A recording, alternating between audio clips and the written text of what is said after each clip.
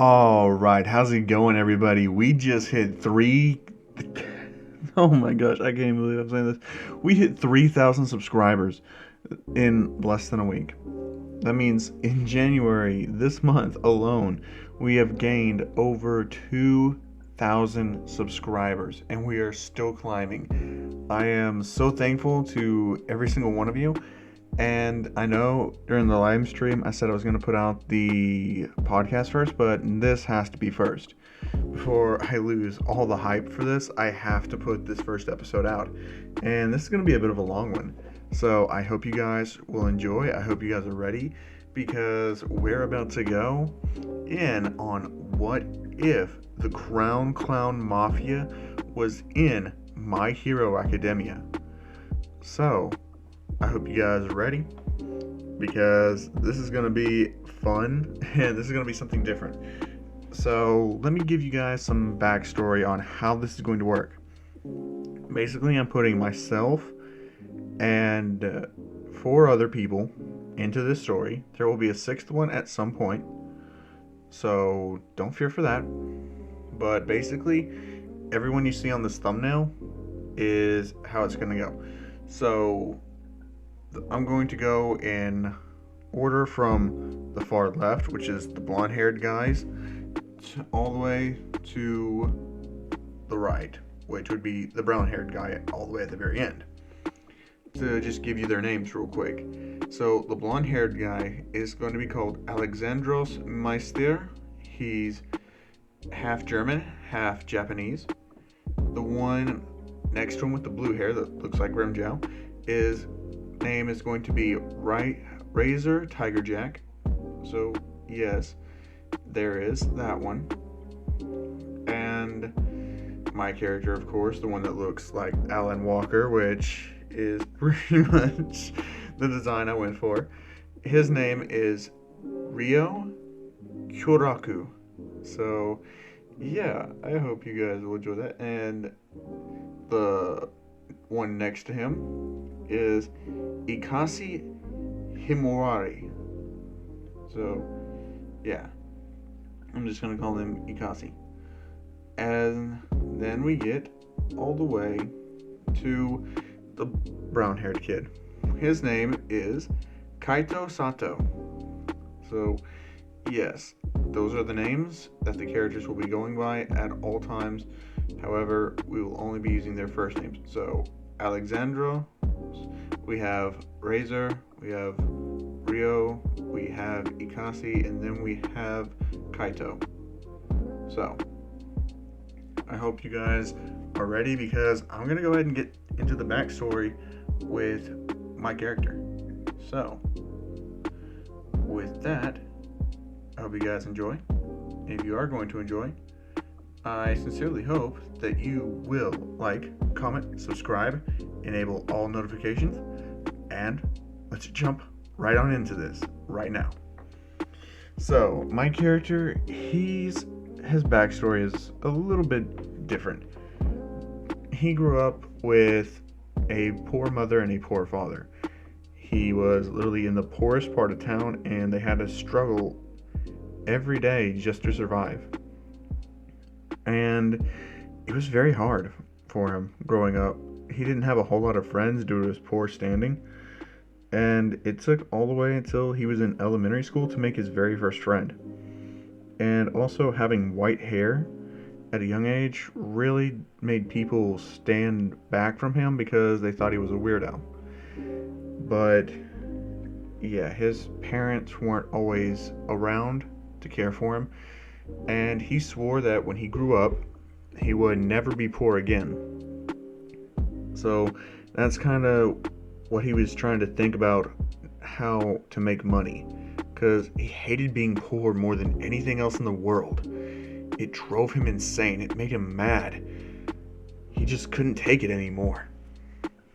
And his quirk, when he got the quirk doctor's evaluation through the school because his parents couldn't actually pay for it, they discovered his quirk was actually called dark matter, which basically allows him to use energy that's on the darker side, so dark energy, and he can manipulate it at a molecular level.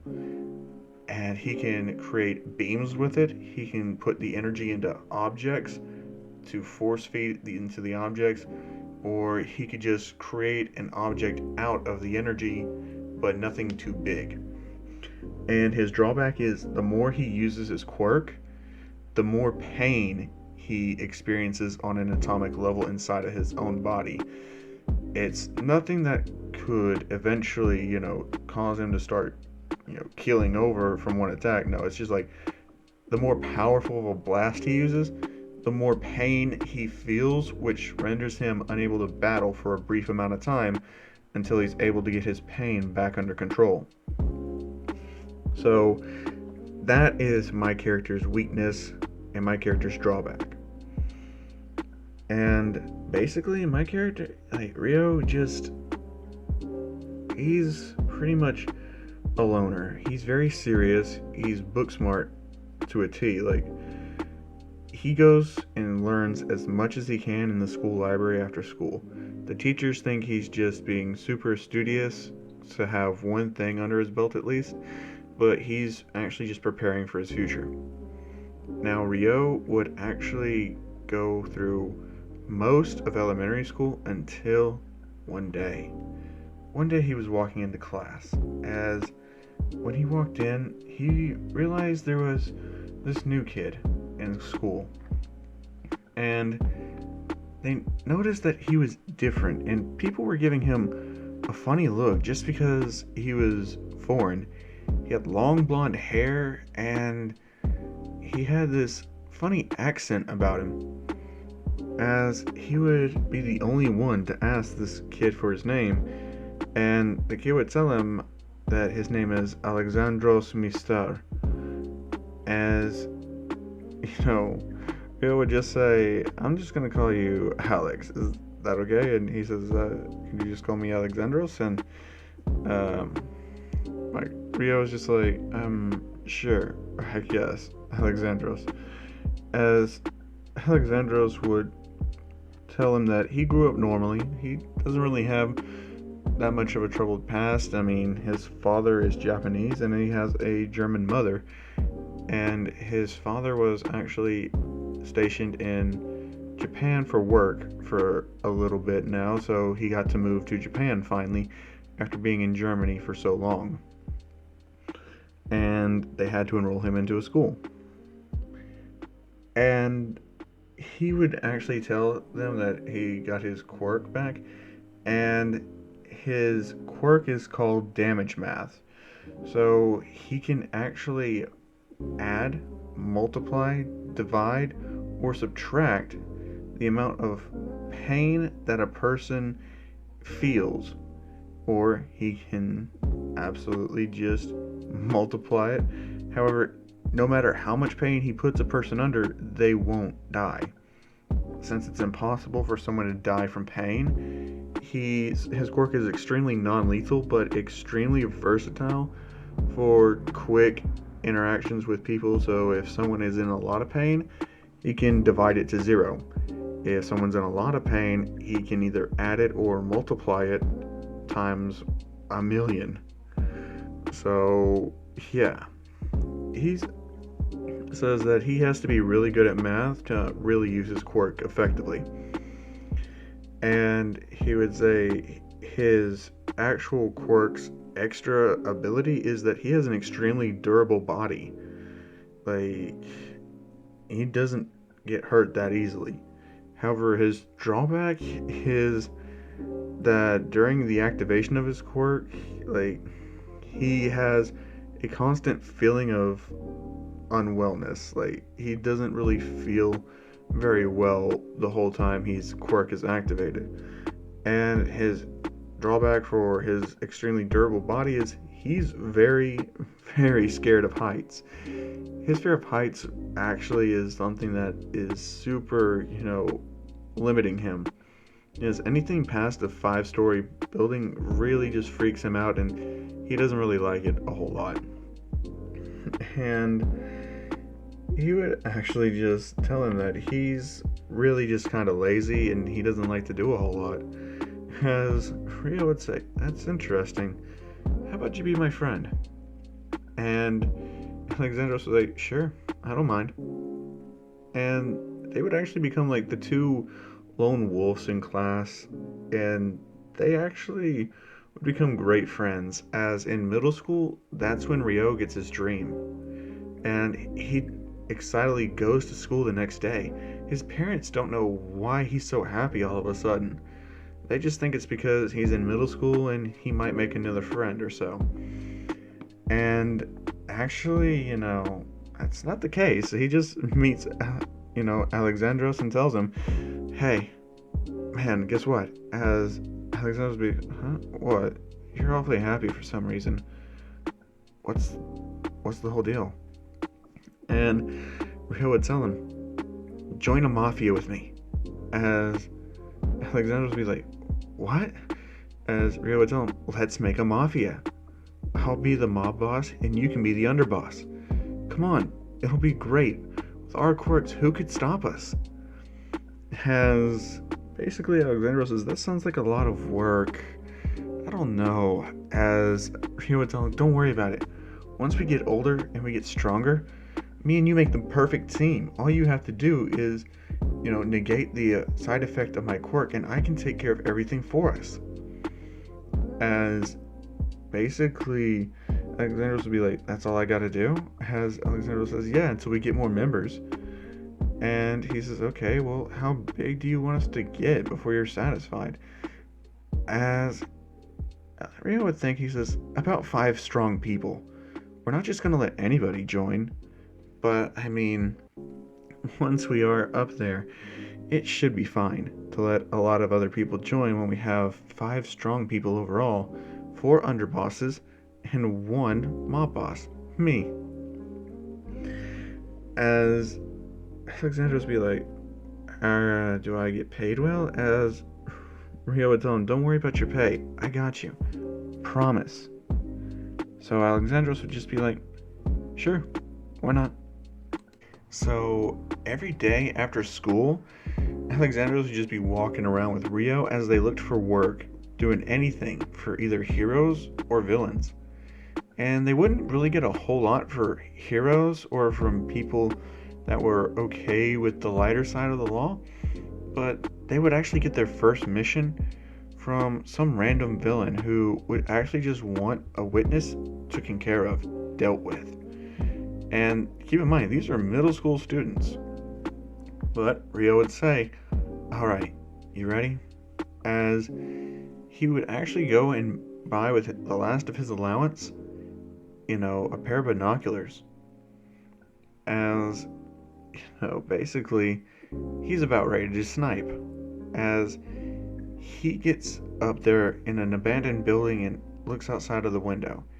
As he finds his target, he realizes it's just a woman, and she has a kid with her, along with a husband. As Alexandra says, you sure you want to go through with this? And Rio tells him, a job's a job, right?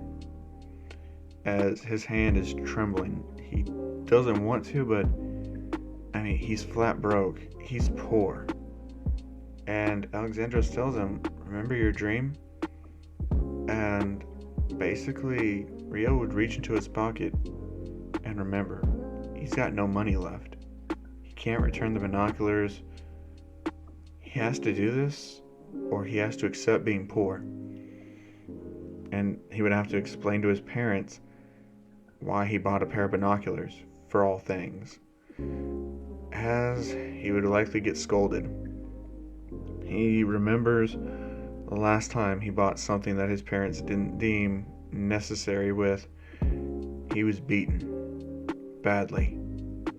As he would say, I have to do this. I can't go back. I can't go back to being poor. I won't accept that life. As he says, I don't want to be beaten. No, stop it. Don't beat me. I'm sorry. As he would point his finger using the binoculars, and in his mind he says, you have to die. You have to die. You have to die. As he charges up the dark matter blast on his fingertip. As he gets a clear line of sight, clear aim, Alexandros puts his hand against his back, his quirk activated, and says, "You're good to go. I'll divide it to 0 as soon as you fire." And Alexandros tells him, "Do it." Rio takes the shot. The dark matter zips across the street, all the way to the park when the woman is walking right out, and it hits her right in the chest and goes through her heart, killing her. As she hits the ground, the villain who was watching realizes these kids are good and were worth the money. As they meet him up in an alleyway, he hands over the briefcase and says, "Didn't think you'd have the guts, kid. I threw in a little extra for you, since you did such a clean job and no one could ever trace it back to you. Or me. So that means case closed. Lose my number and don't contact me again. I won't be needing you anymore." As Rio would ask him, "And why is that?" And the guy says, "Nothing personal, but I don't like to keep using the same person over and over again for my dirty work. It gets easily traceable after a while." As Rio would tell him, "Understood." And basically, Rio would actually tell Alexandros he doesn't feel too good. As they sit down in the alley and they literally just sit there and talk. As Rio, he's shaking. He just killed somebody. Even though he doesn't see the blood splatter, he saw the eyes of their children. He saw the eyes of the husband, mortified. And Alexandros asked him, "Do you just want to go ahead and finish them all off? The whole family?" And basically, Rio would look at him and say, "What? No, we couldn't do that. That's wrong." As Alexandros says, "Well, if you're that tore up about them being in pain over you axing their loved one, maybe it'd just be better to send them all to where she went." As basically, Rio would look at him and say, "How about we just split the money and go get something to eat?" As basically, Alexandros would say, "Sure, why not?" As they open up the briefcase and they find the money's legit, and it's the extra he added brought the total up to $1 million. As they're just like, this is so much money. So with each of them taking $500,000 apiece, they head on. As they stuff the money into their pockets the best they can, and they just head on to a restaurant. As they'd actually be hiding the money from their parents, but if Rio's parents ever fell behind on a bill, he would mysteriously pay it for them. They would have no idea how the bills are getting paid, but they would actually start to relax a little bit, as Rio would see their comforting smiles most of the time. Since they're not sweating so much, he would actually be pretty happy for them. And all throughout middle school, they would actually do more jobs for villains than heroes. And word would get around that there's a new Mafia in town, and they actually take full request from anyone. As long as the pay's right, they'll do it to any specification. And basically, their first year in high school, they're filthy rich, since they did a whole lot of assassination jobs, cleanup jobs, like you name it. Even some bodyguard work. So by this time, they're pretty built up. Like Alexandros has a goatee grown on, and basically Rio just does not use facial hair whatsoever. He just keeps himself clean. But he has let his hair grow out.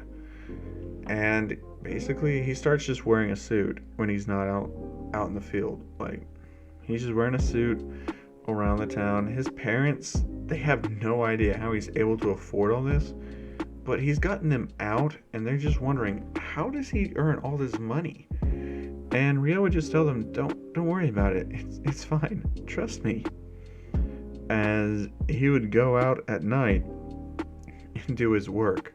But for that full half a year, jobs would be getting kind of slow, and he would hear rumors about this crazy, badass, blue-haired maniac that keeps getting into fights and nearly killing people out in the streets of Japan. So he would say he's actually a foreigner, an American, and Rio would be like, "Hey, you think it'd be alright if we had an American with us?" And basically, Alexandro says, "Yeah, sure. I don't see why not." As they would go and just say, "So, where is he?" And the girls would say, he's over there. He just started picking a fight with our boyfriend for no reason." And Alexandros will say, "Wait, both of you are his girlfriends?" And they say, "Yeah, it's an open relationship." As Rio says, "Don't care, you got the money or what?" And they say, "This is all we have. Will it be enough?" Rio just takes half and hands them the other half. He says, "I'm not gonna leave you broke. But, truth be told, I have a huge interest in this guy, so I'm giving you a major discount." As he just hands the money over to Alexandros and says, "You don't have to interfere. I got this." As basically, he would walk in, and the guy is literally almost killed the girl's boyfriends. He's got a slender build, very muscular, and he's basically wearing a leather jacket with a black shirt, a necklace with a ring on it, and black pants and a pair of black boots. And his hair is light blue. His eyes are crazy blue, like it's a type of blue that would just pierce into your soul.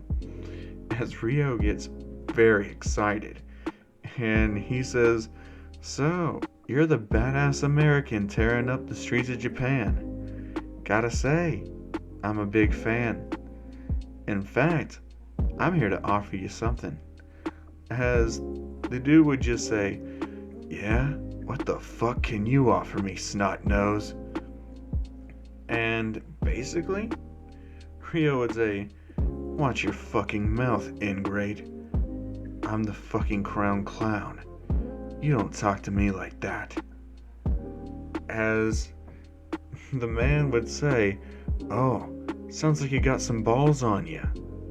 As basically, Rio would tell him, "How about you come find out after I kick your fucking ass?" And the dude says, "I like your style. The name's Razor Tiger Jack. What's yours?" And he would say, "The name's Rio, but you can call me CC. After all, if I win this fight, you have to work under me. Got it?" As Razor would tell him, "Sure thing. I don't work for weaklings, so if you can beat me, I'll be happy to oblige." As he looks at Alexandros and says, "So, he gonna join in too?" And Rio would tell him, "No, he's just here to watch." As basically, he would ask what his quirk is, and Razor would tell him, "It's an energy quirk. Don't worry, you'll see soon enough." As Alexandros would just tell him, "Hey, make sure you don't drag it out too long, alright? I'd like to get home sometime tonight." As Rio would just tell him, Yeah, I got you. Don't sweat the details. Just leave this punk to me." As Razor would just say, "Boy, you love to run your mouth, don't you?" As Rio just says, "Sure do." As he charges right at him, and with his hand he just touches him and unleashes the dark matter pulse right through his body. As Razor feels the dark energy tearing through his atoms, he kicks Rio in the stomach and jumps back as he just says, "The hell was that? That fucking hurt." As Rio would tell him, "You don't tell him, you gotta tell me, man. I feel the backlash."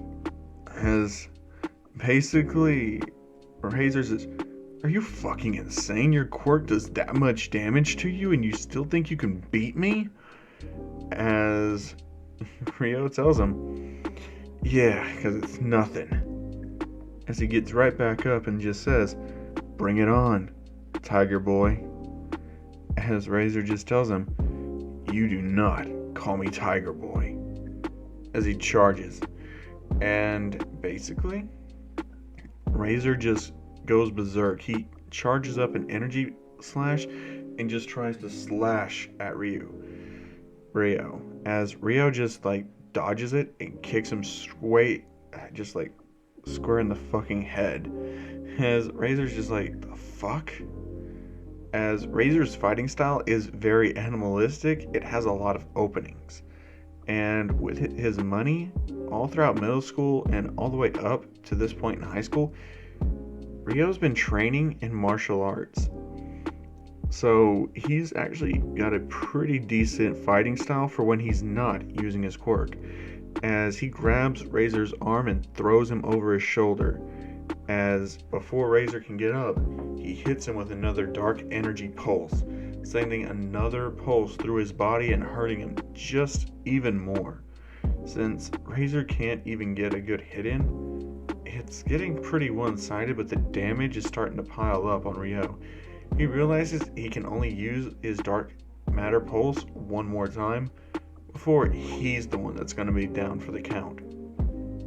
And he doesn't want to lose just because of his quirk. But that's when Razor does something surprising. He kicks him square in the face from the ground and just jumps back up to his feet as he's actually not responding to words anymore. He's way more animalistic, and Alexandro says, "I think I might want to jump in." As basically Rio tells him, no matter what, do not jump in. I got this myself." As Razor just charges at him and says, "You're the one that's gonna die. I'm not a murderer. I'm not a psychopath. Don't let them tell me." As he charges. As basically Rio tells him that he doesn't care what his past is. But starting now, as he grabs Razor's arm, puts him down on the ground, and basically leg locks him, and holds his hand right to Razor's head as he says, "Dark matter pulse," and sends the strongest one yet all the way through Razor's body, nearly knocking him out. But it didn't. And Rio's feeling the effects now. He can't even move a whole lot. As basically Razor just kicks him in the face and starts pummeling him. Hit after hit after hit. He's just unstoppable. As he charges up a blast for his energy quirk and just blasts him right in the stomach with it. Rio, feeling that damage, just is like, "Damn it." And he just says, "Screw it," as he grabs Razor's arms and just says, "Dark matter tide," as he sends a tidal wave of energy straight through Razor's body, hurting his atomic structure so much he starts foaming at the mouth and just drops back unconscious. And Rio is pretty much nearly beaten, like he's barely conscious. As Alexandros runs over there, puts his hand on him and just says, "Divide," as the pain is divided to 0. And with that, Rio gets right back up and just says, "Man, even though the pain's gone, I'm still fatigued." As Alexandros would say, "Yeah, man, of course." As they pick up Razor and take him with them, and they actually head to an abandoned warehouse. far on the other side. And the girls say, "You beat him? You actually won against that crazy guy?" As Rio would tell them, "Yeah, don't worry about it. But oh, by the way, I would suggest losing our numbers. After all, we're done, and no offense, but you're not going to be rich enough to afford us again." As they say they understand, they won't tell anybody anything. As Rio tells them, "Good job, girls," and walks off, with Alexandros carrying Razor's unconscious body. And they get to the warehouse, and they put Razor in a chair and they chain him up. As Razor starts to come to, he's like, "What happened?" As Rio's sitting in a chair right in front of him and says, "Well, I beat you, and that means our agreement is you have to work for me now." When Razor looks up at him and just says, "Trust me, you don't want someone like me working for you." As he just looks down at the two little rings on his necklace, and he just says, "I'm so sorry. I'm so sorry." And basically, Rio tells him, talk to him. He just tells him, "Talk to me. Come on. What's with the rings? And why did you lose control in our fight?" As basically Razor would tell him, "Do I have a choice, or you just gonna keep hurting me till I tell you?" As Rio said, "That's not how I operate, especially not with new recruits." As Razor just says, "Look, I'm not gonna work for you. Like, trust me, I respect you, but I don't want to work for you. It's for your own good and safety." As that's when Alexandros punches Razor right in the face, and Razor's pretty much surprised that Alexandros' strength is that high, and he's just like, "The hell is he made of?" He just looks at him and just says, "Dude, the fuck?" And Alexandros just tells him, "Trust me, you aren't strong enough to even get this man unconscious. Most of the pain you inflicted on him was self-inflicted." As Rio tells him, "Alexandros, that's enough. Let's give our newest recruit some, hospitality.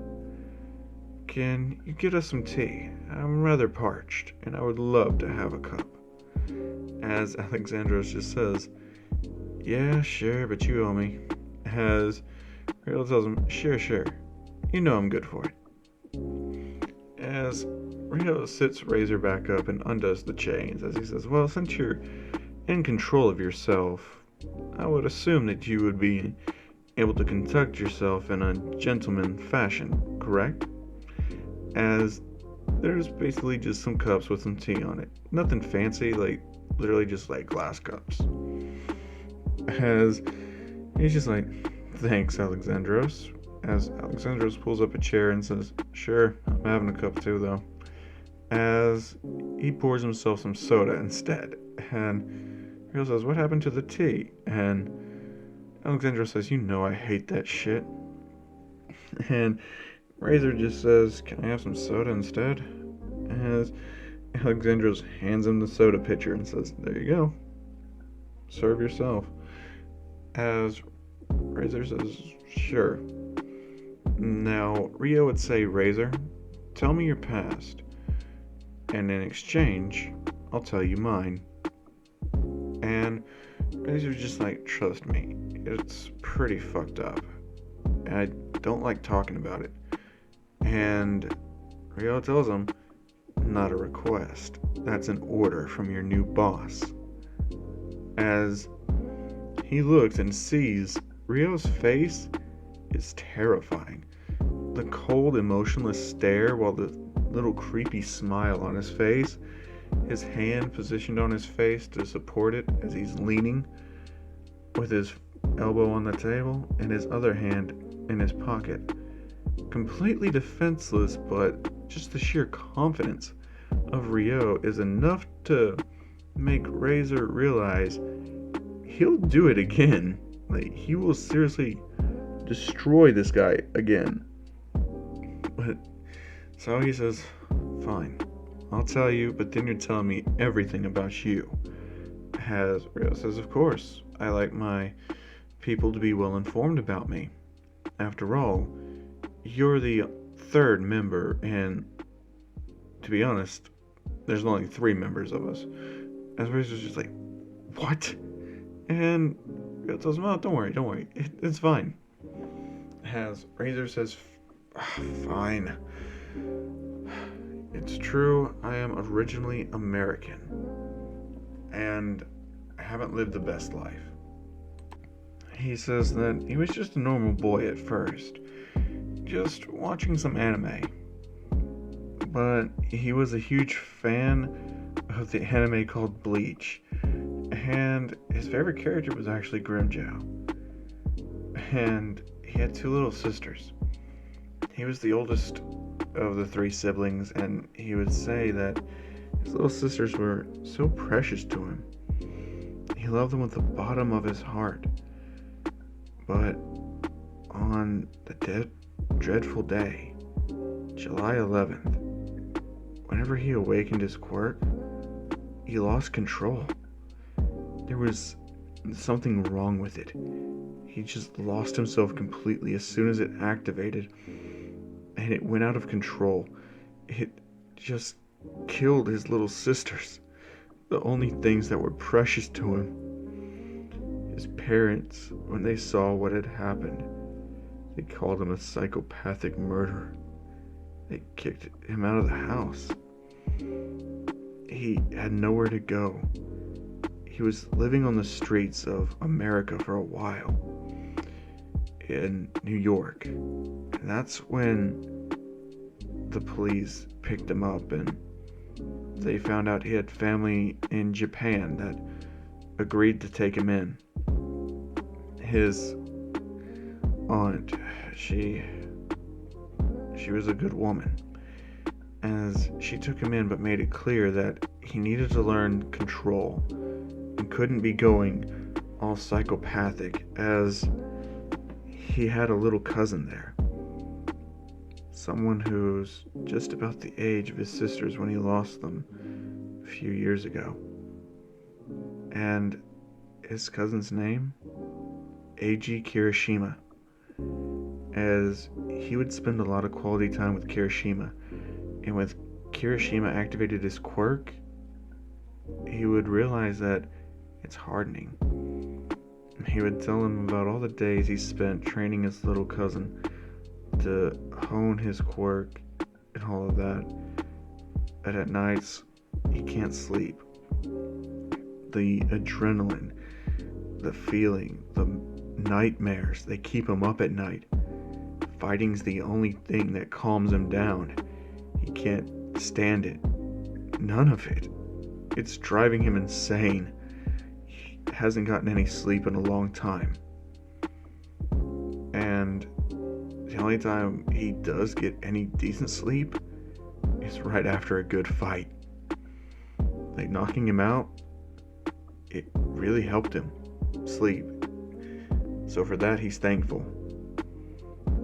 As Ryo would look at Razor and tell him, there's nothing for you to ever be ashamed about. I'm not going to judge you for what you did to your sisters.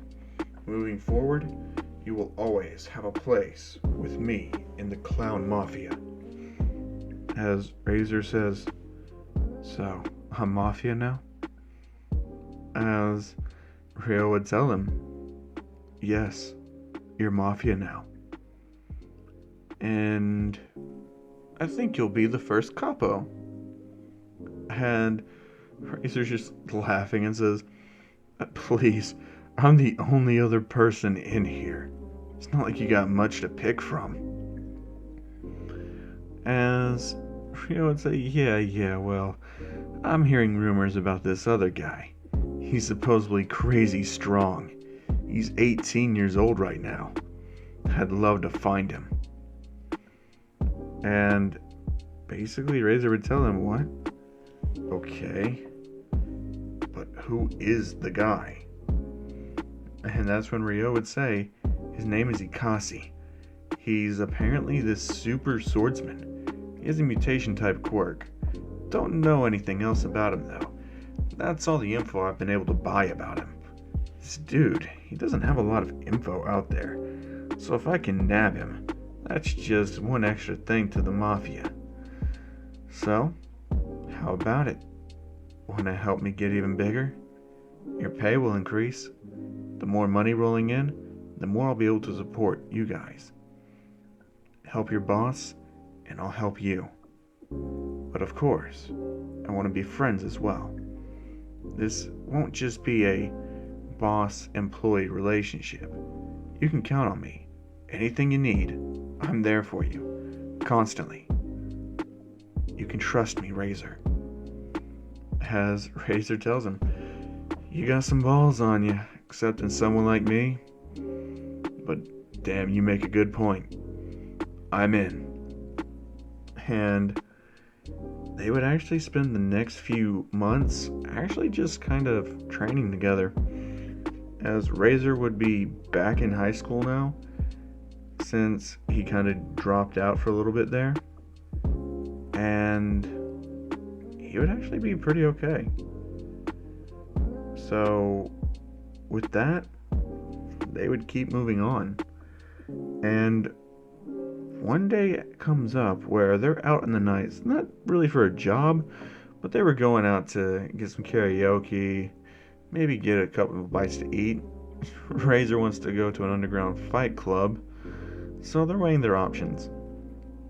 And that's when they see this man, rather dark-skinned with long white hair, and a woman is with him. She looks a lot older than him, but at the same time, she looks happy. She has blonde short hair, kind of uncontrollable, but at the same time, there is a certain charm to her. And really, they would actually approach this man, as he's wearing a white shirt with some blue jean pants and some brown boots. The woman, she's wearing just a white top, some blue shorts, and just some flippers, as she's really just kind of chilling. As they walk up and they say, hey, aren't you that guy that has all those rumors going around him? The master swordsman, Ikasi? As Ikasi would just say, can I, meet up with you later, Mitsuki? As she says, sure, these friends of yours? As Ryo would say, more like fans. We're really into swordsmen, and we hear he's one of the best, so we're kind of big fans of his. As Mitsuki says, oh, okay. Like, I'll be on ahead home, just, you know where the key is. As Ikasi would say, yeah, I know. And he would look at them after she's gone and out of earshot range and say, you're no fucking fans of mine. I'm not that famous. As Ryo says, you got me. I'm not a fan, but I am here with a job opportunity for you. As Ikasi would just say, oh, and what's that? As Ryo would smile and just say, join my Mafia. I'm the boss. This is Alexandro. He's the underboss. And this is Razor, the capo. As basically, Ikasi would just be like, sorry, but if I'm joining, I'm gonna be the boss. Which means you're getting demoted, white-haired freak. As Ryo would just say, looks like it'll only be decided with a fight. you should look in the mirror before calling someone a white-haired freak. And basically, Ikasi would just say, "The fuck you say?" And Ryo would say, "Simple. We fight. I win, you join. You win, you do whatever you want." As Ikasi says, "Sure, let's go. That park right there. Should be alright. Correct?" As basically, he would say, "Sure, that's fine." And basically, Ryo knows that this is not going to be an easy fight. And Razor's looking and he's just like, "Man, let me fight him. Come on. Just let me." And Alexandros would just say, "It'd probably be smarter to fight this guy as a team. We could take him down in an instant." And basically, Ryo just tells him, "No, I got this. After all, my pain tolerance has increased a lot. I can use a lot more powerful stuff." As basically, when the fight starts, Ryo just starts creating dark matter butterflies that hang around in the air.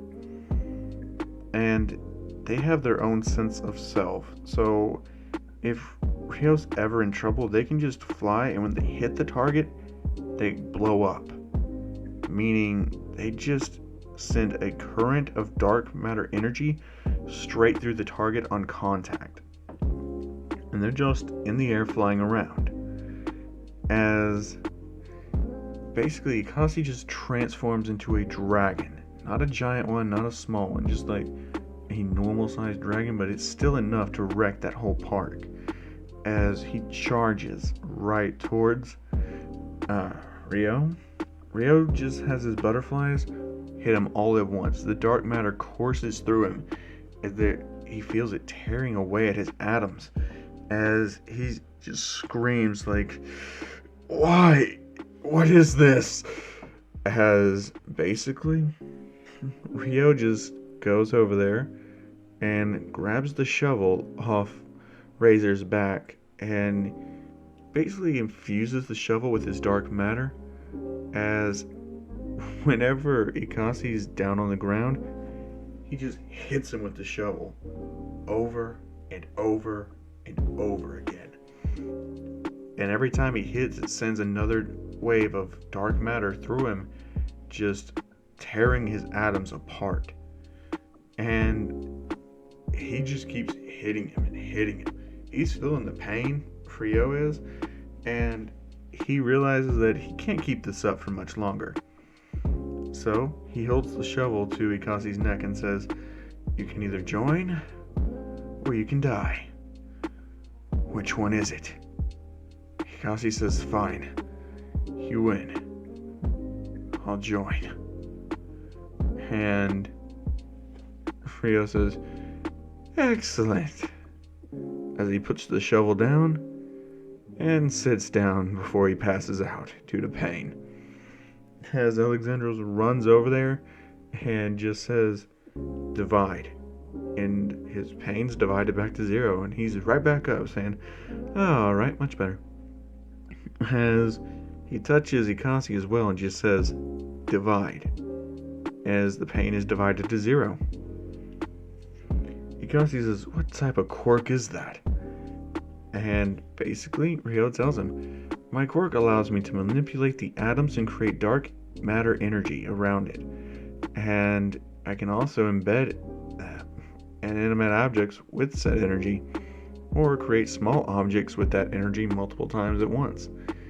And such as the butterflies, whenever you hit them, dark matter literally rips into your atomic level, and it just hurts you so much at an atomic level that it feels like your atoms are being torn apart."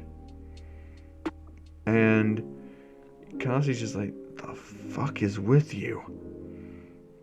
And the downside is, I feel just as much pain. As Ikasi's like, "You felt all that pain. How old are you, kid?" And basically, Rio tells him, I'm about 16. As Kazi tells him, dude, I'm 18. I'm older than you. And you still, feel that much pain and is able just to tank it? As Rio tells him, well, I've had this quirk my whole life, so my pain tolerance is going to be a lot higher than most people. And he says, with Alexandros back there, he divides my pain to 0. So whenever I want to increase my own pain tolerance, it's handy having him around. And he says, with this, you are now part of my Mafia. As Igasi tells him, yeah, I know. And he says, well, let's go. As Igasi says, what? Where? And I gotta get home to my girl. After all, I gotta take the kid to a school tomorrow. As basically, Rio tell him, she's got a kid? Is it yours? At this age? And he's like, no, man, no. It's her little kid. He's just started elementary school.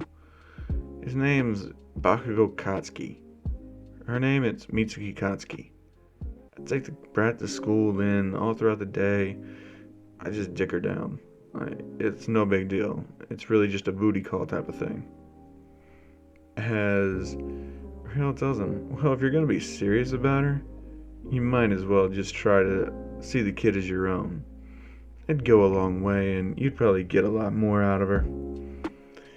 As he walks off, and before he does, he says, oh, here's my number. Put it in your phone and call me tomorrow.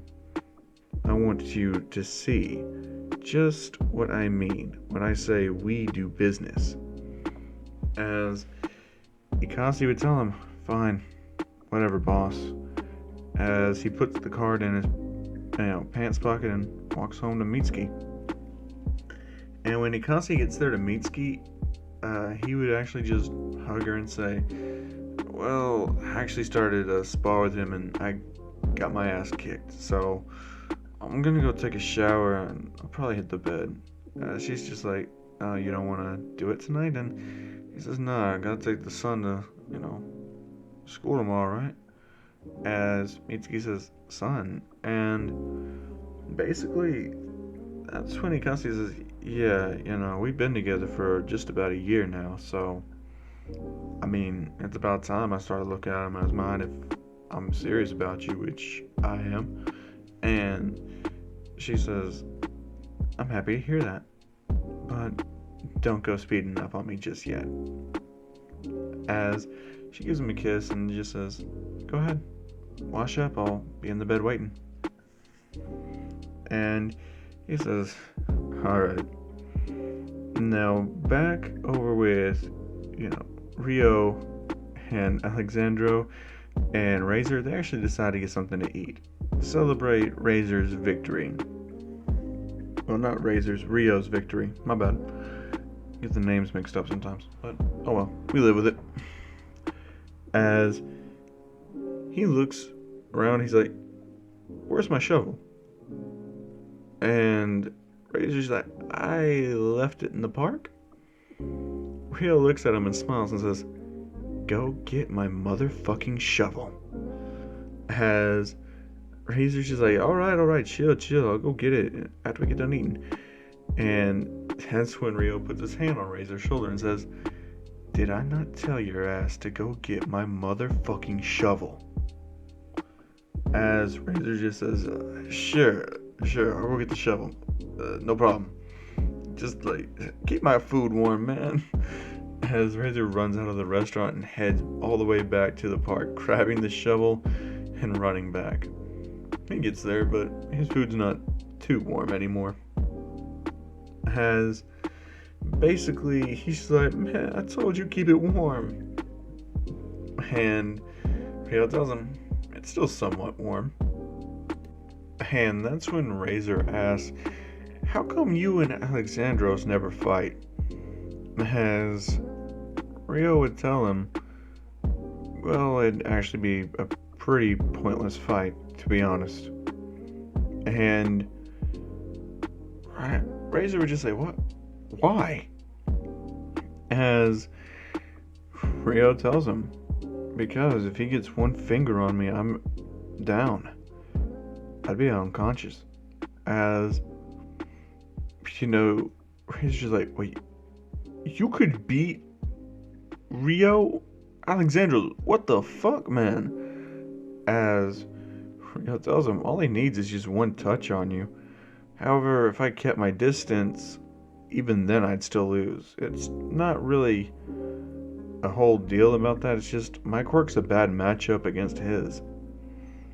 Because of my drawback, I'd be in too much pain to even continue the fight before I got through his fucking defenses. So, yeah, ranged people can mess him up, but if it's up close and personal, he's taking the victory every time. He can keep just minimizing his own damage to 0. And he's like, seriously? And basically Ro tells him, yeah, I mean, it's pretty broken.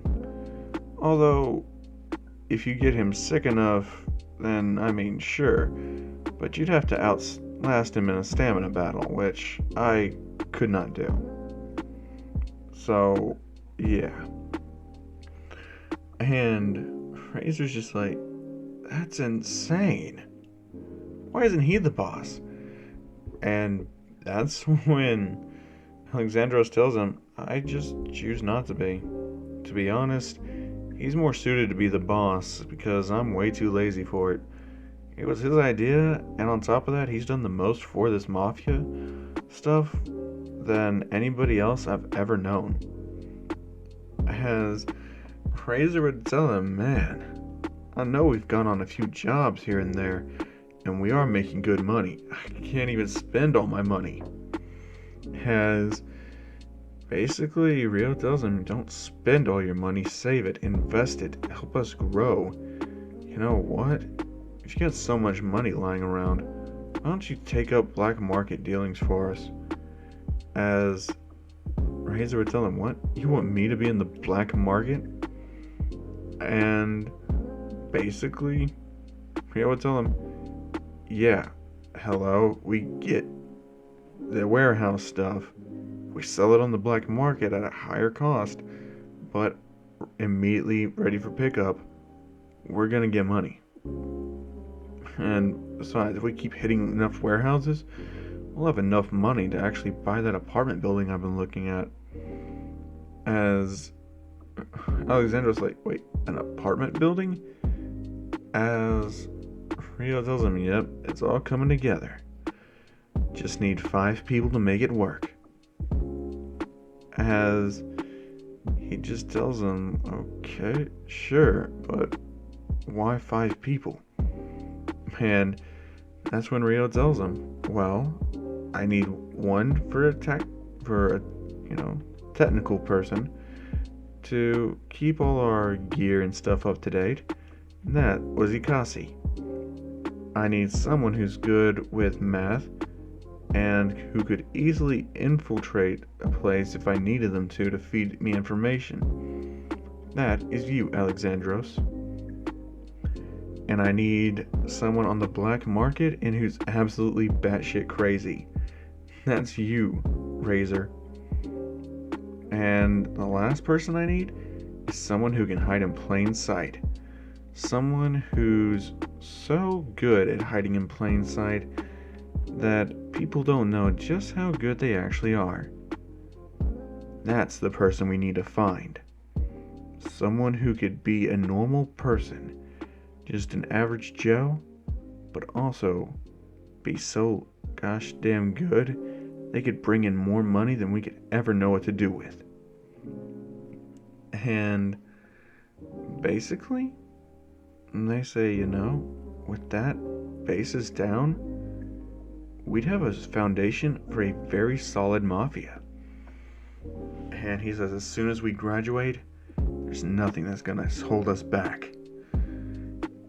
And for the next few years, Ikasi actually starts training with them. They start getting into the black market. They earn up enough money and they actually buy an apartment building.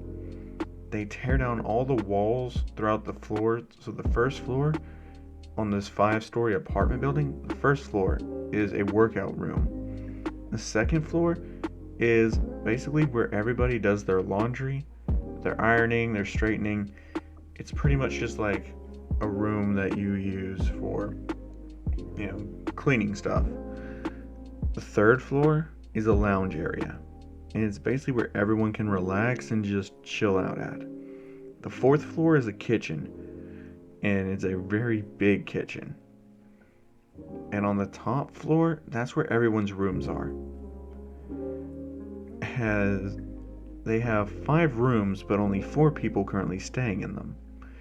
And Ikasi, he starts tinkering out there in the back of the building as they renovated a shed back there as a tool garage. And basically the front reception desk is now turned into the black market walk-in, where if you're looking for something and you have the right phrase, then you're pretty much just in there. As they start to grow and they start getting more notoriety, more famous, it's not common knowledge that they're actually a mafia, because they're using it as a business name. They call themselves Handymen of All Trades as a cover. And everyone just kind of brushes it off since they're not always wearing black and white suits. Nobody really knows. They just wear really whatever's comfortable for them, which is basically just what you're seeing in the picture right now and thumbnail, because same picture. But anyway, so after that, they actually get a job offer from a hero agency, a bounty hunting mission for a villain. And this villain, his actual rap sheet is dark, like rape, human trafficking, like basically everything under the sun. Murder, theft, arson, all of it. And Razor's actually reading it, and he gets angrier by the second as he says, "This one's mine. I don't care." As Rio tells him, "I was gonna take that job personally, but if you want to come, I don't mind." As he hands Razor 2 guns that came in on the latest shipment. One gun, silver, sleek, as the other one, dark as night, but shiny at the same time. 2 twin pistols. He says, "Use them to your heart's content." As he says, "Thank you." And basically, Rio tells him, "Let's go." As they start walking, and they're tracking this guy, so they're actually doing a pretty good job. And when they get there, they see this kid, someone who's pretty young, because at this point, Rio is 21, and same age with Razor, with Alexandros, but, Ikasi is actually 24. Well, 23, my bad. And they see this kid who looks no older than 18, just standing there next to the villain as he's slapping this kid, just basically rubbing his head as Razor says, "You want to move in? Save that guy? Or wait till he's finished so we don't risk it?" As basically, Rio tells him, "I want to see what happens." And they realize that villain is the one on the poster. And they say, "Alright, Razor, take that fucker out. I don't care if you hit the kid at this point. If he can survive this, we'll recruit him. However, if he dies, oh well." As Razor takes the shot, and keep in mind, like, the villain, he's right in front of the kid, head to head. And Yeah, the kid, he actually activates what would later be able to be known as his quirk, but Razor takes the shot. As the bullet enters the villain's skull, it literally just misses the kid. Like, the bullet curves in midair and hits the wall. And Rio just smiles and walks up to him and says, "Hey there, how would you like to join my Mafia?" As the kid just tells him, "I appreciate the offer, but I don't know if I'm cut out for it."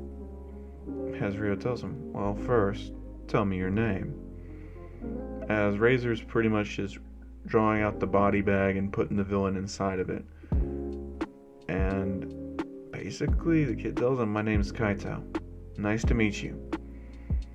As Rio tells him, "Name's Rio, but you can call me CC." And he's like, "CC? What's it stand for?" As Rio tells him, "Crown Clown. Anyways, tell me, why don't you think you'll belong here?" As Kaito tells him, "I'm just a normal guy, man. Like, my quirk is called Enhanced Luck. And basically, it allows him to draw the luck in of the surrounding areas to himself to increase his odds of survival. He's lucky all the time when it's active. However, the backlash creates negative karma in the area that hits immediately when the quirk is deactivated. And he has to deactivate his quirk because he can't hold it all the time. Otherwise, it tears his body apart." And basically, Rio tells him, "Well then, deactivate it." And as soon as he does, Razor, who's walking over there, gets hit right in the head with a stray brick. As he looks up and says, "The fuck just happened? My head. The hell?" As Pancake says, "Well, he didn't die, but bad karma strikes again." As Rio says, "Okay, so what do we call you? What's your code name?" And guy just says, "Pancakes." And Razor says, "Hey, let's go get pancakes. Come on, man." With that golden syrup all over the pancakes, and Kaito's giving him a weird look. It's like, "You want to pour golden syrup all over me? That's a bit perverted. And sorry, I don't swing that way." As Razor says, "No way in hell am I interested in men, you fucktard. I'm talking about delicious, fluffy, golden brown pancakes that you eat for breakfast, not your dumb ass." And Kaito says, "I know. I just wanted to make fun of you, since we're working together."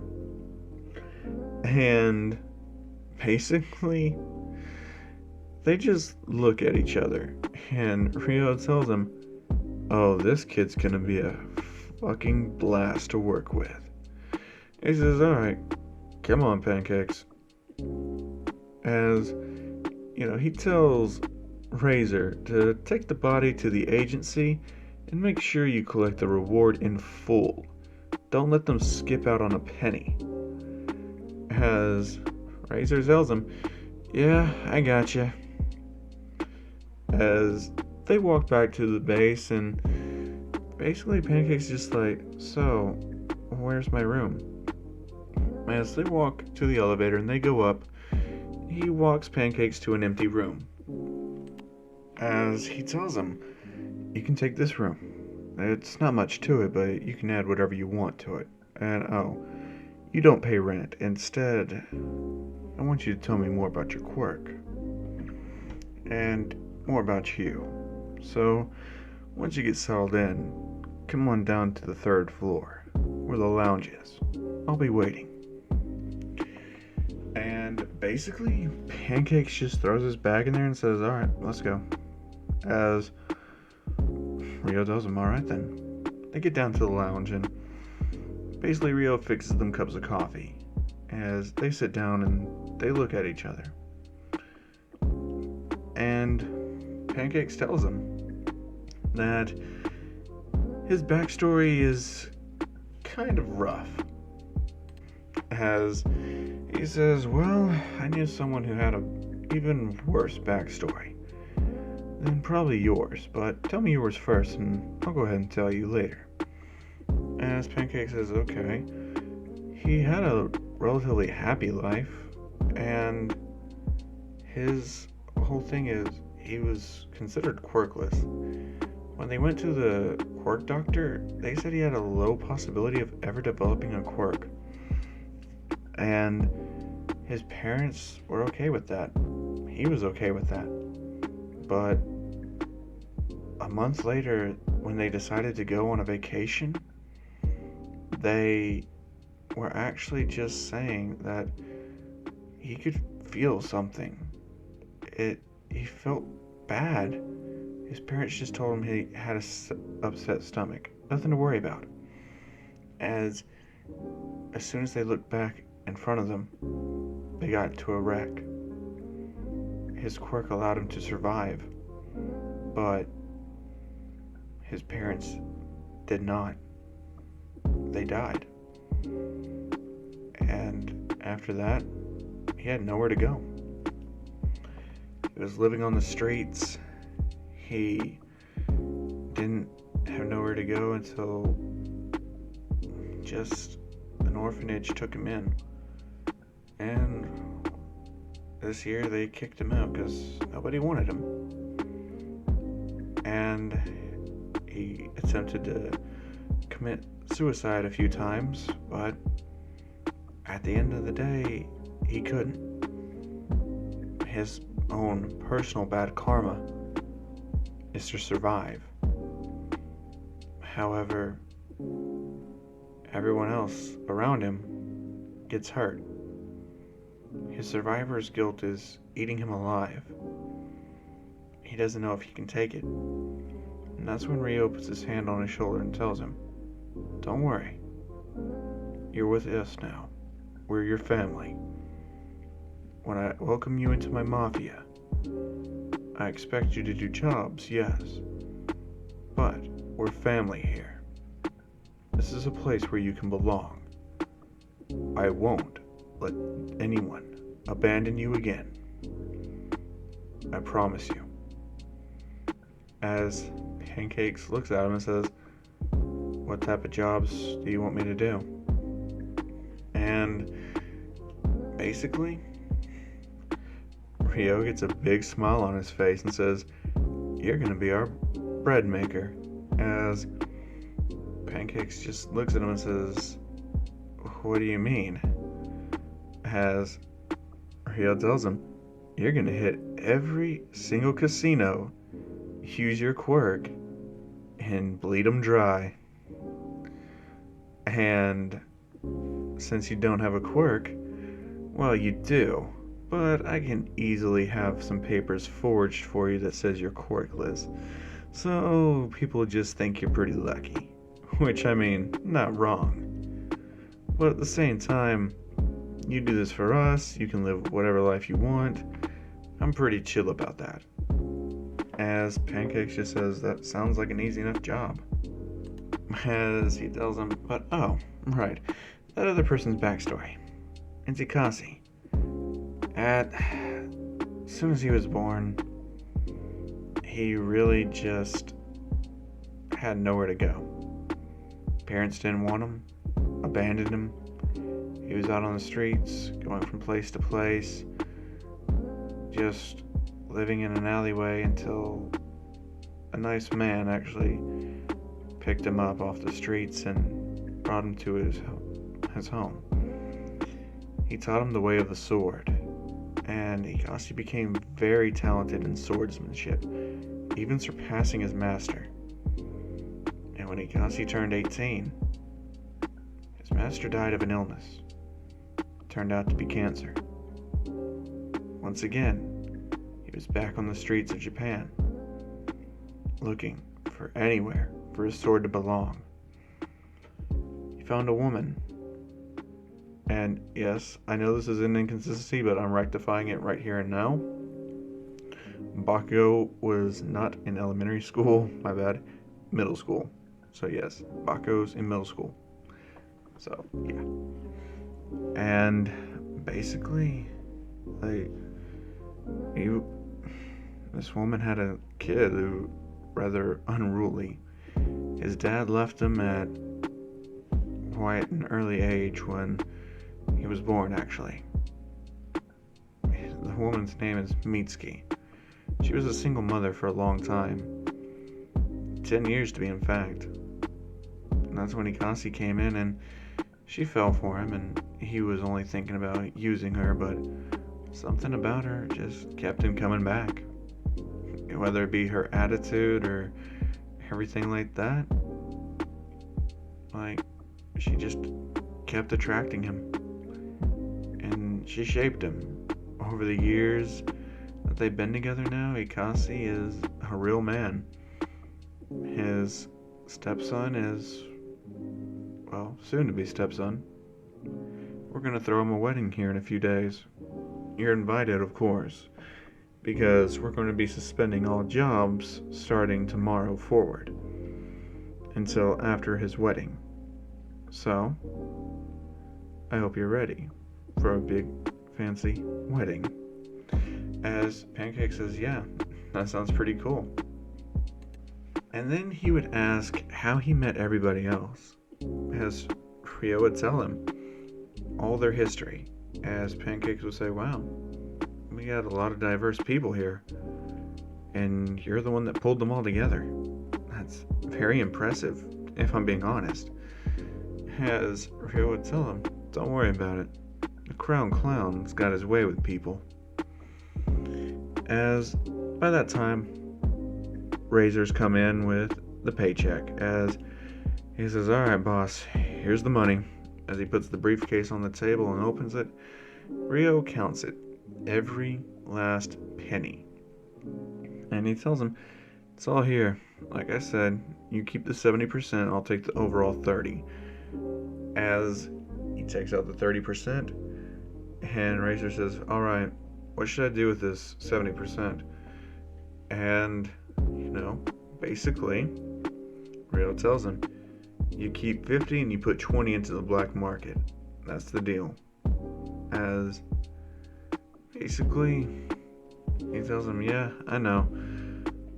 After all, if you put your 30 to it, it makes the full 100. And he says, yes, so of your 70 you have left, you get to keep a total of basically 80% of that.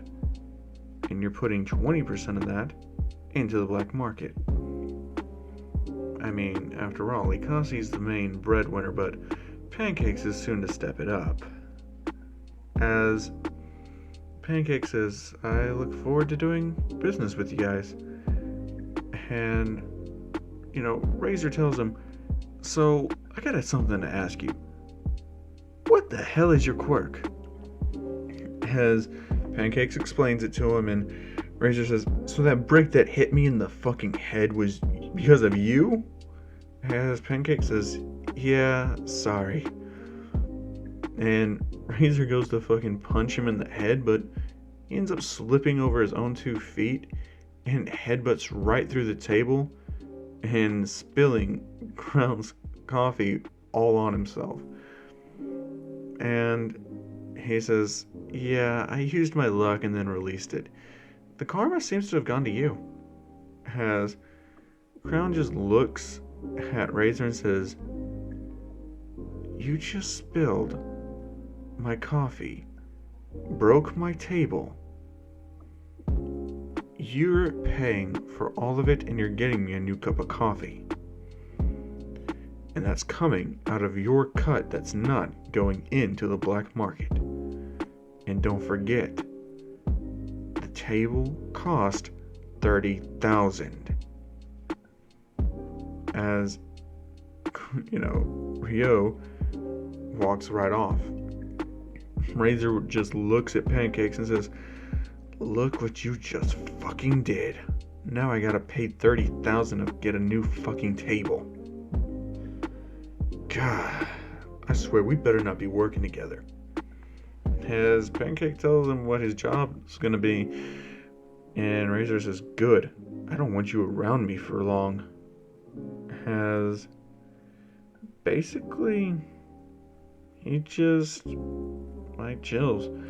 The days go on, and it's time for, Ikashi and, Mitsuki's wedding. And Bakugo's there. He's about 13 at this time. And yeah, the whole group is there. Bakugo finally meets Rio. He meets, Pancakes, Alexandros, and Razor. And Kirishima's there as well. So that means Bakugo and Kirishima meet a lot earlier. So with that, they actually start their friendship a lot earlier. Since Bakugo's not super overly obsessed with anything, he's really just mellowed out. He's not gotten a big head since Ikashi's been there for him over the past 2 years. He really helped him chill out, mellow out, and Bakugo doesn't bully Deku anymore. Because before he was just acting out for lack of having a father. But now that Mitsuki and Ikashi's getting married, Bakugo has his dad now. And he's had a father figure in his life for 2 years. So basically all that stubbornness, anger, and just overconfidence, yeah, it got beat out of him by Ikashi when he was training Bakugo. And against Ikashi's hard dragon scale body, Bakugo's actually able to get a lot better training in, which means he's a lot stronger. And Kirishima training with Razor is able to have much tougher hardening powers and is way more able to activate it all over his body at will. And he's actually close to getting unbreakable. While Bakugo is able to use AP Shot and Hauser Impact now because of the strict training. And there's one more person there, Sato, aka Sugar Rush, because Ikashi found him one day and decided to take him on as a pupil. Seeing a lot of potential in him, and after hearing about his quirk, Ikashi said, "Oh, I'm gonna make you strong." So basically, Bakugo, Kirishima, and Sato all meet each other a lot earlier than in canon. And even though Sato was never really shown to really be friends with Bakugo too much, but was with Kirishima, him and Kirishima hit it off, and him and Bakugo hit it off as well. As Mitsuki sees her son making new friends, and friends who has the same goals as him as going to UA, she's very happy.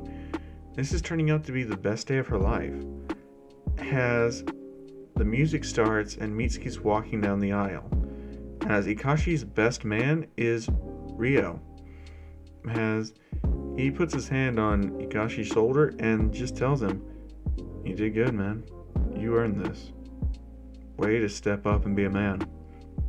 As Ikashi just tells him, "Thank you. It means a lot to me." And basically, the wedding, they say their vows and everything, and it's on to the after party. When they ask people if they want to say a few words, Razor's the one that actually steps up first and says, "Yeah, I'll say a few words." And Ikashi's just looking at him and says, "Crown, get him. Don't let him go out there and start saying shit. You know him. He's got no filter."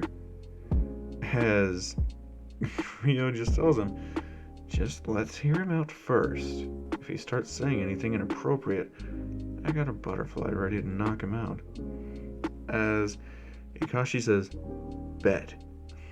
As Razor says, so when I first met Ikashi, he got his ass whooped by, and that's when the butterfly just hits, and Razor just like, ah. He looks over and he sees Ryo just saying, "You better act right." As Razor just says, I'm sorry. What I mean to say is, he was crazy. He was strong, but he was isolated. He didn't open up to anybody. But over the years, me and him have become good friends. The jobs we've worked together, the times that we've spent, the family bond that we've built. This man is like my own brother. I would take a bullet for him, and there's nobody else who I'd rather have at my side. He's a great man and will be a great father. I assure you, people, this man is going far. As Razor steps down and just looks at Ryo as he goes up there and takes the mic. And everyone goes quiet for Ryo, because even though Mitsuki knows they're Mafia, like, she understands why they do what they do. And it pays the bills, and honestly, the Mafia doesn't seem like a bad bunch of people, so she's okay with it. As Ryo clears his throat and says, "I propose a toast to a friend, a partner, a brother, Ikashi. All the times that I've known you, through these past 2 years, it's been fun. It's been a blast. You've been there with me when I've had my ups, when I've had my downs. All around, we've had a great time. I met you when I was still in high school. You who are graduated, it's been fun. But our first couple years were rocky. We didn't know how to properly open up to each other. You were so isolated and alone, and I was determined to get you to break out of that. You took on many jobs by yourself, against my advice, but you always came back stronger. You are a man who I have come to respect, and whose happiness I am happy to see myself. To you and your lovely bride, Mitsuki, and your new son, Bakugo, I wish your family many years of happiness, and may many years of prosperity and wealth befall you. To Ikashi," as everyone says, "to Ikashi." And then Ryo says, "But the toast is to the happy couple." And they say, "To the happy couple," as everyone takes a drink. As Ryo steps down and the DJ starts playing the music, he notices someone's there, and they're not enjoying the festivities. Instead, it's somebody else. As he walks forward, and basically Alexandros tells him it's business. As he says, "Alright, you stay here, tell Razor to come with me." As Razor ends up going, and Pancakes asks if he should come, and Ryo tells him no. Enjoy the party. You're going to be working hard after this, so enjoy it while you can. As he walks, and basically he walks into this room, and Ikashi sees this and asks Alexandros, "What's up?" As Alexandros tells him, "Business called." And Ikashi says, "From who?" As basically Alexandros says, "Endeavor."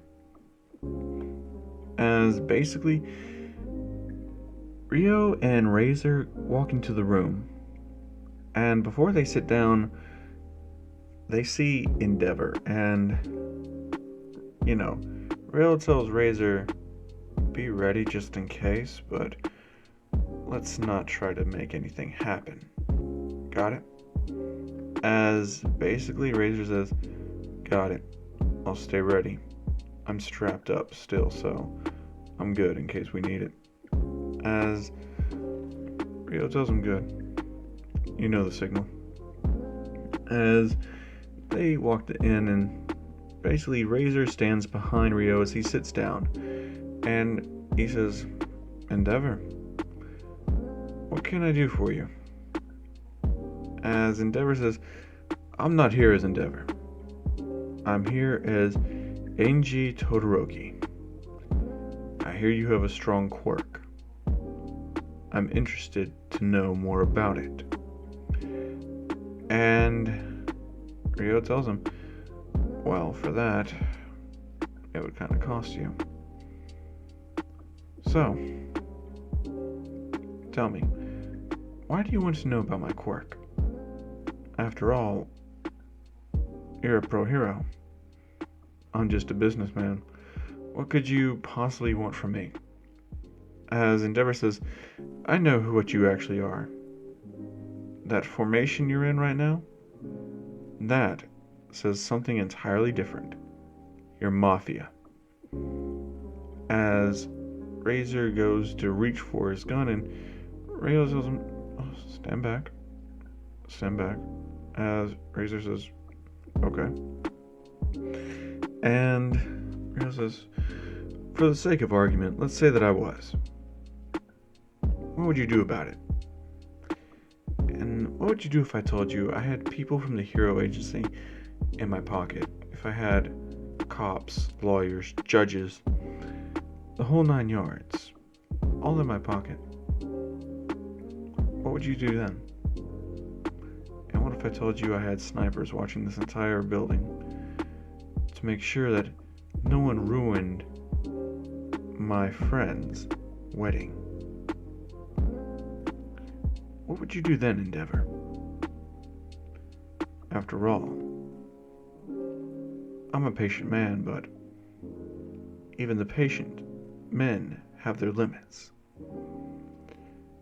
So I ask you again, what about it? As Endeavor says, I have a daughter. And she's single, hopelessly terrible with romance. And I would like to propose a quirk marriage. She has a very strong ice quirk. And you, I presume, have a very strong energy emitter based quirk. As Rio tells him, I have a strong quirk, yes, but I would have to meet your daughter before I could give you an answer. As Endeavor waves, his daughter ends up walking in, as she introduces herself as Fuyumi Todoroki. And Rio, seeing her, says, you're quite beautiful. As basically Fuyumi says, thank you, as she blushes a little bit. And he says, okay, my quirk is called dark matter. I'm able to manipulate dark matter energy at a molecular level, forming it into a construct of a butterfly at any form or number. But that's not it. I can make sure I can produce energy blast with it, or I can infuse it directly into a person's body, ripping at their atomic structure. However, it has a steep downside. As Endeavor says, tell me, what's the downside to it? As Rio tells him, the downside is that I have incredible pain every time I use it. But it's manageable. As Endeavor says, that's a steep downside, but doesn't mean it will always be the downside for future generations, and that quirk is incredibly powerful, so please marry my daughter. As Rio looks and just says, I refuse. I don't do arranged marriages, but I am interested in getting to know your daughter. may I offer you a date, Miss Fuyumi? As she looks at Rio and just says, sure, I don't mind. Endeavor smiles and just thinks it's pretty much as good as gold anyway. As he says, well then, come on, Fuyumi. As Rio stands up and says, Miss Fuyumi, how would you like to stay for the celebration as my date? As Fumi says, I'm not really dressed for that, I'm afraid. As Rio tells her, that's no problem. Please, you see how my friend here is dressed? Surely you don't stand out any more than he does. Besides, he would be my guest. Nobody would say a word against it. As she says, very well then, I accept. As Endeavor says, what about me? As Rio looks at him and says, what about you? As he takes Fumi by the arm and says, this way, my dear. As they walk through the doors, and Fumi sits down and gets to know Rio. As he jokes with her, plays with her, treats her like an actual human being, a woman. And Ikashi is literally just looking at Rio and just smiling the whole time. As Mitsuki says, they're kinda just like we were. As Ikashi says, no. The boy is way happier than I was at first. And he's got some confidence. Plus, the dude's rich.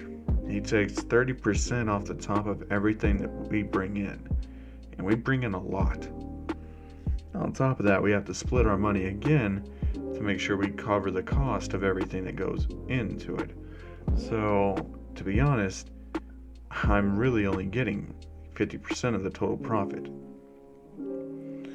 As she says, yes, but what does he put in? As Ikashi thinks and says, a lot. Whichever members aren't able to make any money, he spends his own direct money to give to them so they can, survive and live and get their own things. To get them set up, basically. He just ended up giving Pancakes $1 million right off the top. He's not even sweating it. And now, he's so happy it looks like he could die. I haven't seen him this happy in a while. Alexandro says, that's true. He's definitely smiling a lot more. As Razor says, oh yeah, I think he's more happy about just showing off to Endeavor and telling him to go fuck off. As he looks and just says for them to come over. So Pancakes, Ikashi, Razor, and Alexandros go over. And they say, so, who's this beauty? And basically, Fuyumi, since she was 21 in canon and UA doesn't start for another 2 years, I'm gonna say she's 19 right now. And Rio's 21. So yeah, not too much of an age gap. Just 2 years. And yeah, so basically she introduces herself and they're just like, so Endeavor's your dad, huh? How is it having him? As Rio says, look, we're not here to talk about her dad. We're here to talk about her. Show her some fucking respect. As yeah, everyone's just like, yeah, okay, sorry. Getting a little bit off topic, but hey, let's go. As basically, Fuyumi just gets to know the whole crew of the Mafia. And Deku's not Deku, fuck, too many Deku what ifs. But Rio actually is just like, it's alright. Honestly. We have a lot of fun. We all consider each other family. As Fuyumi says, that's really sweet. And Rio asks, will you go out with me again? Just the two of us. And Fumi says yes, she had a blast today. She wouldn't trade it for anything in the world.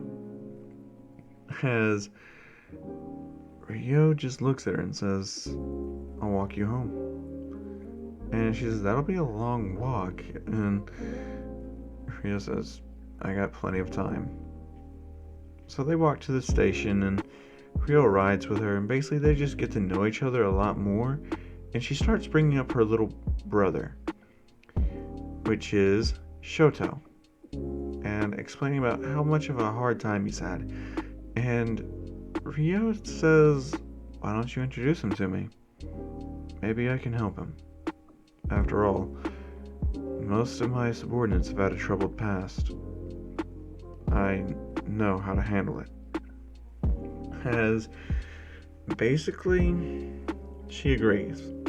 She doesn't really want to bring people that she just met around Todoroki, Shoto, but she feels like she can just trust Ryo for some reason, because he's been very nice, and for no alternative motions, just to really just get to know her for her.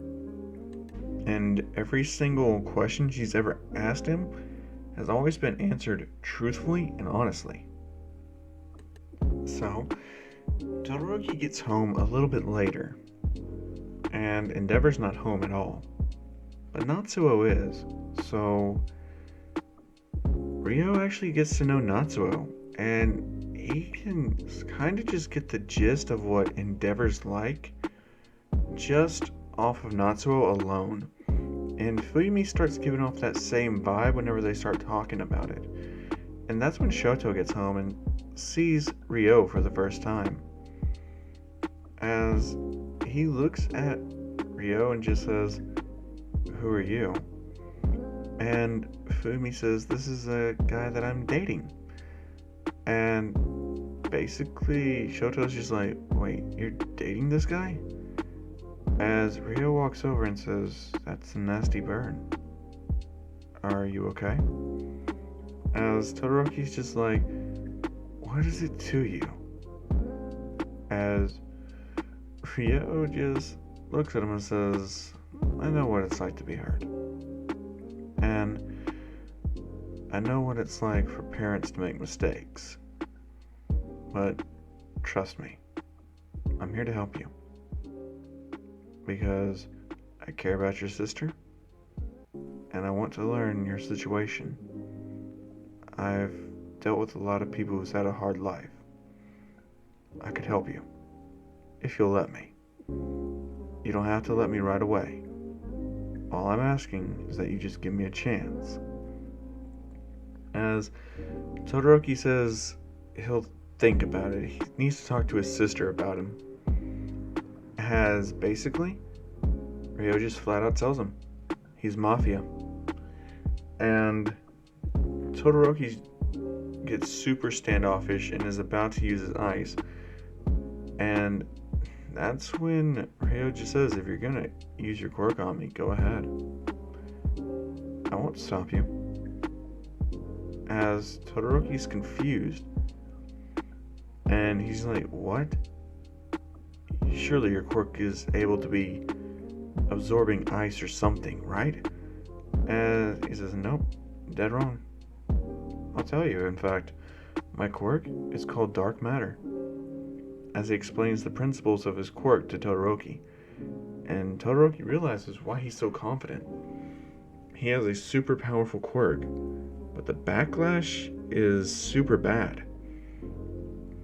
But he says that, what did you mean by you knew people with troubled past? As he sits down and says, want to listen to a story? About how I met my best friends, my family, my partners, my subordinates. As Todoroki just says, sure. Fumi sits down to hear the story again, as Natsuo is interested to hear it as well. And basically Ryo just tells them all his story, as they're just like, you've been doing this since middle school? As Ryo says, yeah, honestly, kinda crazy, huh? As Todoroki says, so you do jobs for heroes and villains? And basically, Ryo says, yeah, we used to, but nowadays we do more jobs for the hero agency as kind of like freelancers.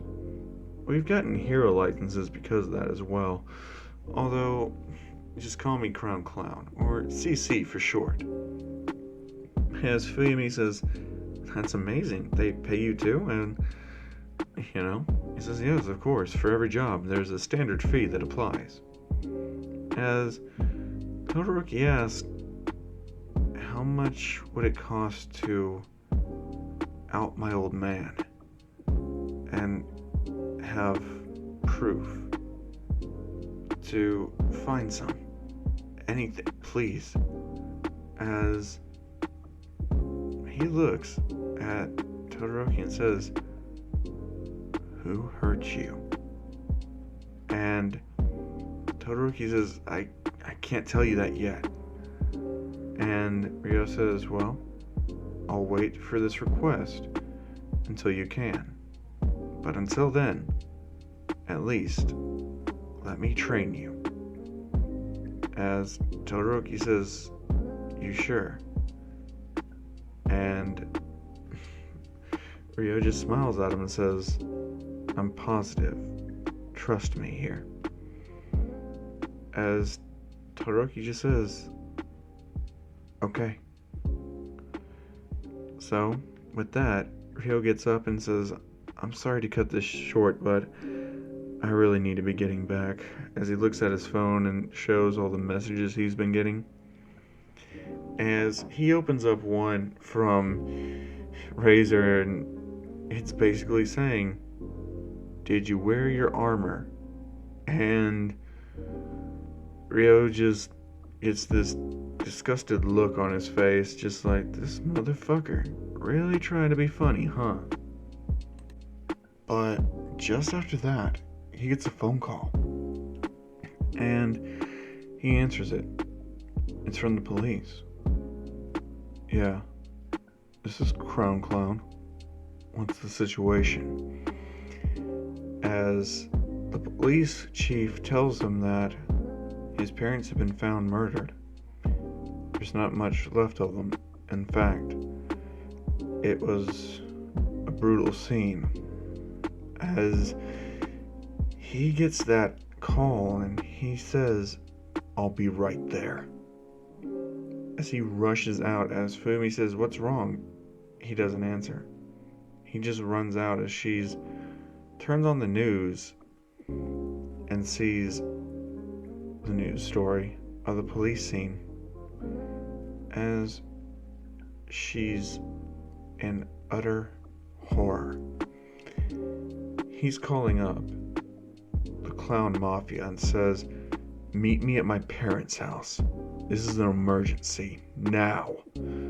As they all do. They drop everything that they do and they rush over there.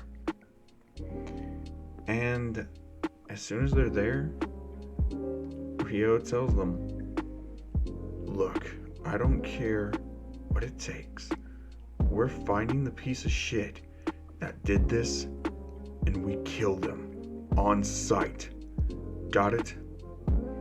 As they say, we got you. Understood. And Ikasi tells them that you need to chill out, man. I understand what happened, but you getting emotional isn't what we need right now. Because when you get emotional, you get reckless. And on top of that, you get dangerous. As Alexandros tells Ikasi to shut the fuck up. He doesn't know what the fuck is going through Ryo's head. And he needs to be quiet before he says something that will really piss him off. And basically, Ikasi says, and who are you to tell me that? As Ryo says, enough. Any more out of either of you, and I'm gonna lose what little bit of patience I have left. As they all cross underneath the police barricade and walk to the house.